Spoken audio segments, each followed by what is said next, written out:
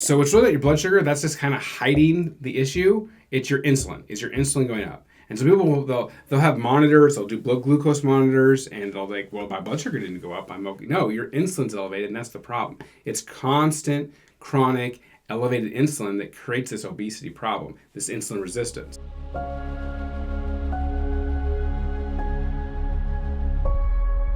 What is dirty fasting? And is it okay? I'm Dr. Sam Sims, nurse anesthesiologist. And I'm Brianne Sims, RN. Welcome back to the Kingdom Fasting Podcast. It's kind of funny because I really needed this episode probably when I first started fasting, because when I first started doing it, I was like very, very rigid. Same. And was like, you couldn't even have fish oil. In your multivitamin. Multivitamin, nope. It will break Too many calories. Break your fast. Nope. No fasting fuels, nothing. It's water and sadness. That's it. Only one. That's it. That's all you can have. What we found was, with the fast mimicking research, we've talked about this in an episode, but it basically says you could have certain foods and get the benefits, the long-term health benefits of fasting. So we kind of like, what can we have? So looking into the research. And so dirty fasting is this idea that you can't consume anything other than like water. You can't put anything in your mouth that could have any one calorie. Yeah. And then if you do that, you've broken and ruined your fast, and you're a bad person, and nobody likes you, and No, but it's the idea of like the purest idea of fasting, right? Is where nothing enters your mouth except for water. And there are times to do that. Yes. There are times that you may need to do that, and there's times that I've done that. But people who really struggle with fasting, especially if they're like, I'm going to do this perfect the first time, and I'm going to do it for a really long time, and then it's like, day 3, like, I can't do it. You know what I mean? And like we have tools to help you do this. Yeah, exactly. And besides the fact that even fasting, like safely, we recommend that everyone takes a multivitamin. And so something is going to enter your body while you're fasting. Yeah, all the long research that has fasting shown benefits has shown that people took a multivitamin while they fasted. And so we can say that fasting can be done safely for a longer period of time if you take a multivitamin. Right. So you're improving your chances of fasting longer by taking a multivitamin. And being more healthy. So. Yeah. You can have that like absolute purest view of fasting, but there are multiple different kinds of fasts in the Bible, some of them involving food and some not. And and even in our own lives, God has taken us on different types of fasts. Mm-hmm. And so there is a time and a place for that. Scientifically, eating a small amount of something does not break your fast. It does not change the outcome of your fast. You're still receiving all of the benefits. You're still burning fat as fuel, and you're able to fast longer. And so... Yeah, and it does depend. I mean, it can't be just anything. Like, you can't have a donut and be like, I'm fasting. No. And you can't have too much food and be like, I'm fasting. No. And so what you're trying to do is you're trying to decrease misery when you fast. Basically, the hunger misery, I guess, would be a better way to put it, because... To overcome those sticking points of hunger and the struggle to keep fasting. Yep. Because you don't want to be hungry all the time. And people who do fast mimicking are typically hungry for the entire week. And that sounds miserable. Right, because things like the fast bar or like fasting drinks or like things that are specifically marketed for people to use while they're fasting typically are not okay to have while you're fasting, because it does spike your insulin response and your glucose. Yeah. And it makes you hungry. And so it will make your fast more difficult. So those aren't good things to have while you're fasting. And so let's talk about the fast bar. When they did this study, they monitored the blood sugar, right? But they specifically said in the research they did not monitor your insulin response, and there was a different thing. So if you drink something like a pop, and it makes your blood sugar go up, then your insulin is also going up. Right. Okay, but if you have a steak, your blood sugar really won't go up, but your insulin does go up. Right. So if your blood sugar's up, your insulin's up. But if your blood sugar doesn't change, it does not mean your insulin didn't go up. And they find this with like allulose. Allulose is a non-nutritive sugar or sweetener that your insulin goes up even though your blood sugar does not. And it actually stays up longer than it would if you just had sugar. That's scientifically proven that your insulin goes up even if your blood sugar does not. Right. Okay? And so now, when they did the fast bar, they put honey in it and they put a sweetener in it. It's 200 calories. And but they also added a lot of fiber to it. Fiber decreases your blood sugar response. And they tried to say it's the same as having a glass of water, which is not. In the research, they did not check the insulin response.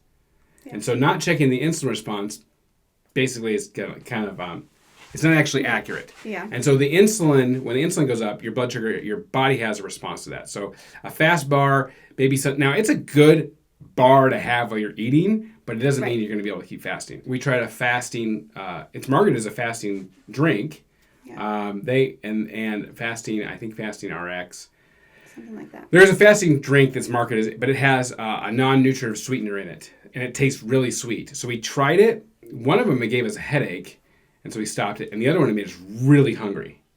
And so hungry. Those are not helpful while you're fasting. Those are not helpful while you're fasting. Even though people feel like, oh, I can have it because it doesn't make my blood sugar go up. Yeah, but your insulin can still be going up. Right, and it can make you hungry, which makes it more difficult to fast. Yeah, so... And the whole point is to make it easier and easier to fast so that you can fast more often. So it's really that your blood sugar, that's just kind of hiding the issue. It's your insulin. Is your insulin going up? And so people, they'll have monitors, they'll do blood glucose monitors, and they'll think, well, my blood sugar didn't go up, I'm okay. No, your insulin's elevated, and that's the problem. It's constant, chronic, elevated insulin that creates this obesity problem, this insulin resistance. Right, because when your insulin is high, it's telling your body to store fat. Store fat and put sugar in your cells and store fat. Store fat, store fat, store fat, store fat, store fat, store fat, store fat, store fat, store fat, store fat. Yeah. And so once you've filled your cells with sugar or insulin, basically, right, so you saturate your body with insulin, and then you anything and glucose. Yes. Then anything extra gets stored on your body as fat. So then when you break your fast after you had one of these things, you will store more fat than if you hadn't have had one. Right. Which is not what we want. No. So dirty fasting is sometimes making people feel bad, or using that term is making people feel bad about having a little bit of a fasting fuel that is actually not scientifically proven to be accurate. But certain things do not help you fast. Certain things are bad for you when you fast. Certain things make your success lower after you fast. Right. But if you're not fasting, some of these things are absolutely fine to have or consume when you're not fasting, but they are not going to help you during the fast. And you can't hide behind the fact that your blood sugar doesn't go up because your insulin's up. Yeah. So if you want to call using fasting fuel as dirty fasting, fine. But I think it's a helpful and useful tool to just understand the science behind it and know that it doesn't necessarily break your fast. Mm-hmm. It depends on what your definition of fasting is. Yeah. Really. And our definition is just more scientific in that you're continuing to use your fat as fuel and you're in ketosis. And so I would call that fasting. But if your determination of fasting is just that you don't eat anything, you don't put anything in your mouth but water, fine. Right. That's clean fasting if you want to call it that. But I would say that it's all fasting if there's something specific that you're not eating or not doing. Mm-hmm. I would say that's fasting from something. Yeah. And so I would call it fasting, and I think it's okay to not fast perfectly, especially as a beginner, mm-hmm. and especially as a woman who might need a little extra help fasting. I think it's okay. Yeah, some people say, well, you can shut down autophagy because, and you might shut it down for a little bit, but you're going to go right back to it. Yeah, immediately. Yeah, it's like you're going to process those calories very quickly, within that first hour, and you're going to go right back. In such a short amount of time. Yeah. It just really... And the other thing I want to talk about being hungry all the time is one of the issues when I talked to somebody was I had fasted, and then when I lost 50 pounds, I had fasted, and I'd reset all my hormones. I wasn't hungry all the time. I had been fasting. It was easy. And I was working with a very arrogant person I was working with, a very arrogant physician, who said, well, I know how to lose weight. I know exactly what to do. I just don't eat. I exercise, and I don't eat as much, And I lost 50 pounds doing that. And I was like, okay. And because that fails 99% of the time, exercise more, eat less. And then, so we were working together. I'm actually in the fasted state that day. And he talks about how he's lost 50 pounds. He goes, I'm hungry all the time. All the time. For months, he's been hungry. That sounds miserable to me. I both lost 50 pounds, and I'm not hungry all the time. And my metabolism didn't drop, and his is. That's why he's hungry all the time.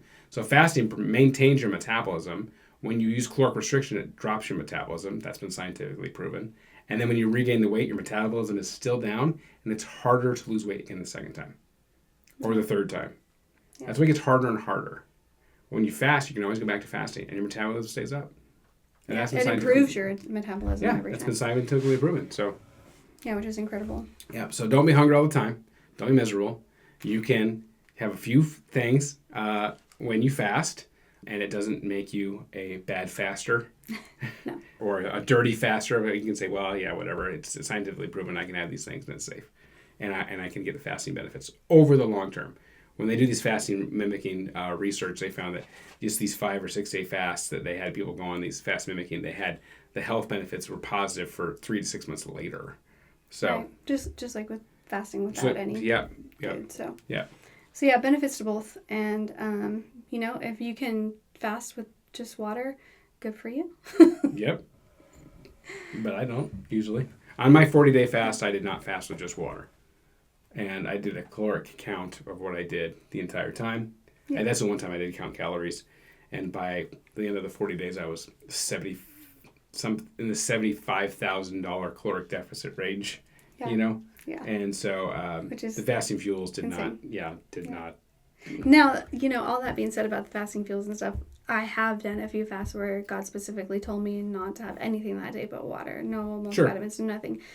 Those were shorter fasts, and I was fine, obviously. But, if you're doing a shorter fast, like you're doing 16, 20, 24, and you don't need any of the fasting fuels, then don't use them. There's a lot of days where I don't use any fasting fuels at all. So yeah, it's really up to the individual and learning to listen to your body and what you need and what you don't need, and learning to listen to God and what He's asking of you and what He's not. Thanks for being here, and thanks for listening. If this helped you in your fasting journey, we would love it if you shared it with your friends and your family. Happy fasting.